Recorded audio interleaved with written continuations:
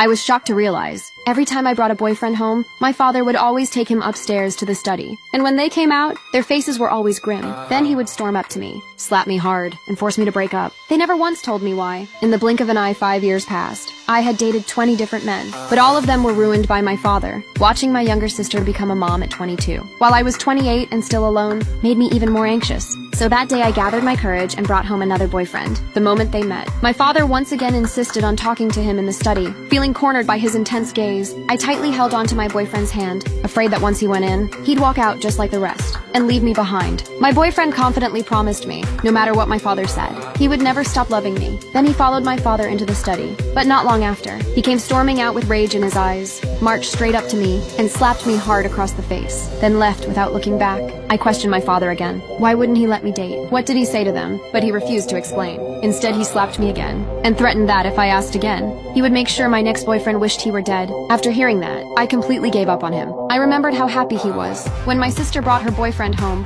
he couldn't stop smiling. He even urged her to get married soon. But when I mentioned having a boyfriend, he instantly changed faces and forbade it. Not long after, my sister got married smoothly. I watched them love each other happily. When I looked at them with envy, my father slapped me and warned me not to even think about marriage. In that moment, I started to doubt. Was I even his biological daughter? When I finally worked up the nerve to ask, he beat me, dragged me outside, and forced me to kneel and reflect. To find the truth, I secretly hired a private investigator to look into my father. I even told my best friend about it. She cursed my father for being a monster. While we were venting, the investigator called and confirmed I was indeed my father's biological daughter. I had no other relatives. That only confused me more. My best friend suggested I find a relative to talk some sense into him. So I told my uncle. He was furious when he heard, slapped the table and stormed to my house. He scolded my father for being too extreme, said I was grown and had the right to love and marry, but my father said nothing. He just pulled my uncle into the study. I grew nervous, afraid that when my uncle came out, he'd be just like all the boyfriends before. And sure enough, when he walked out, he slapped me and repeated that same line I was so sick of hearing. My aunt came rushing up angrily, demanding to know why he was stopping me from marrying too. Said I hadn't done anything wrong, but my father stayed silent, dragged her into the study too. Even she came out with a changed face, told me to stay home quietly, and threatened to punish me if I even thought about marriage. I sank into utter despair,